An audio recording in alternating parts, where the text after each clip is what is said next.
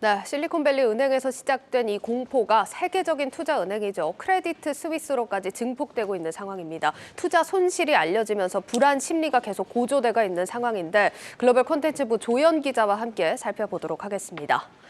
자, 조 기자, 일단 스위스 중앙은행이 급하게 대응을 하면서 지수도 막판에 갈수록 좀 회복세를 보이긴 했습니다. 근데 이 사태는 일단락됐다고 볼 수 있는 겁니까? 좀 더 살펴봐야겠죠. 스위스 중앙은행인 스위스 국립은행과 또 금융감독청이 함께 낸 성명부터 보시죠.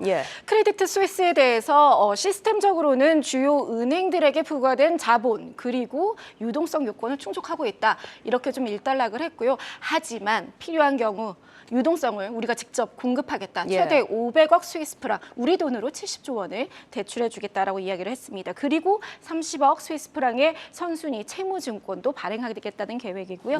이 소식이 1시간 전에 열린 스위스 증시에서는 크레디트 스위스 주가가 개장 초반 40% 올랐습니다. 하지만 시장이 완전히 안정을 되찾을지는 미지수입니다. 크레디트 스위스 5년물 CDS 프리미엄 지표는 766.86 bp인데요. 보시는 것처럼 2008년 글로벌 금융위기 당시 한 300bp죠. 그거의 2배 이상을 뛰어넘습니다.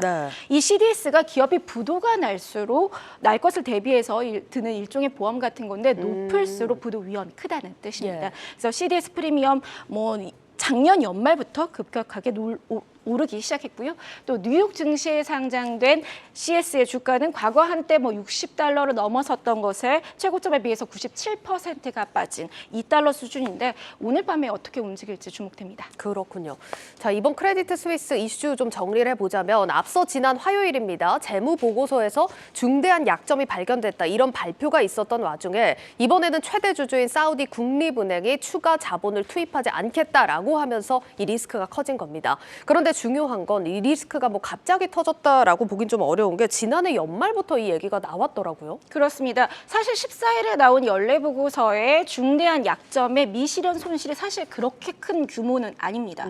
현금 유동성 대비 0.3% 수준인데요.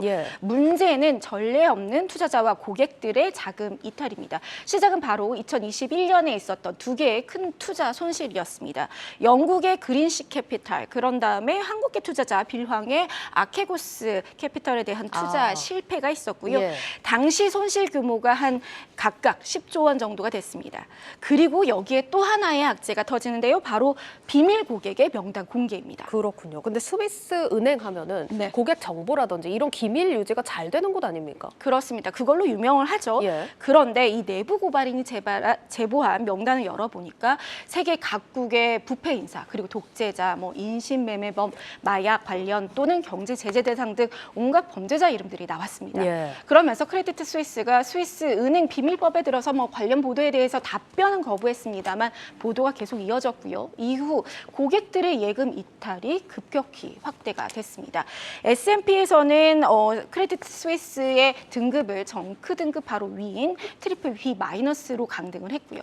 그래서 지난 4분기 중에 1,100억 스위스 프랑, 그러니까 우리 돈으로는 한 155조 원 규모의 고객 자금이 유출을 했는데요.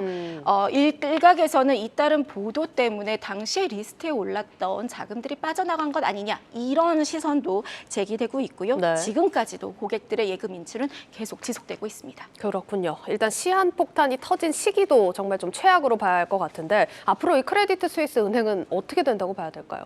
일단 블랙록의 최고 경영자 레리 핑크는 투자자들에게 보낸 서한에서 피해가 얼마나 광범위한지 알기 너무 이르다라고 얘기를 하면서 신속한 조치는 전염을 막는 데 도움이 되겠지만 여전히 시장은 긴장하고 있다, 이렇게 이야기를 했습니다. 그러니까 이번 위기가 일시에 끝나지 않을 것이다, 이렇게 얘기를 한 거죠.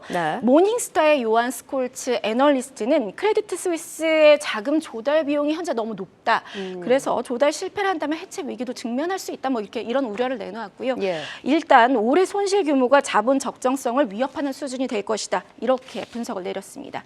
일단 크레디트 스위스는 고강도 구조조정에 착수할 것으로 보입니다. IB 부분 매각도 옵션 중 하나라고 알려졌습니다. 그래도 상황이 진전되지 않는다면 앞서 이야기한 것처럼 M&A 시장에 매물로 나올 수도 있을 텐데요. SBB발 금융 리스크가 불거진 이후에 모든 은행들 그리고 기업들이 유동성 확보에 나서고 있어서 현재 뭐 100기사를 찾기는 쉽지 않은 상황이고요.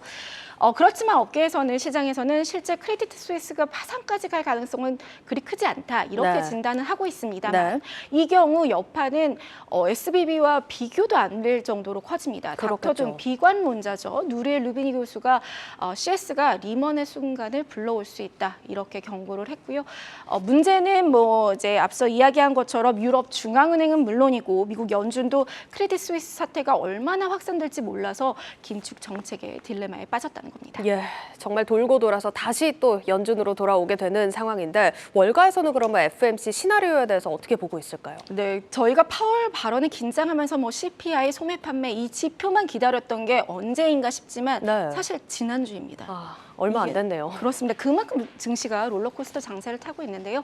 반 미셸 JP모건 CIO는 연준이 다음 주 금리를 동결해야 한다면서 인플레이션은 어제의 싸움이다. 이제 우리의 최우선순위, 연준의 최우선순위는 금융 안정이다. 이렇게 강조를 해서 하면서 연준 금리 동결해야만 한다라고 강조를 했고요.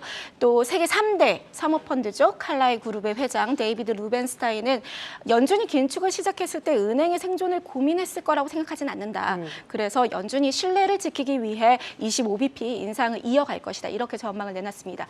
현재 시장에서는 동결의 가능성을 30%, 25bp 인상 가능성을 70% 정도로 보고 있습니다. 네, 잘 들었습니다. 글로벌 콘텐츠부 조연 기자였습니다.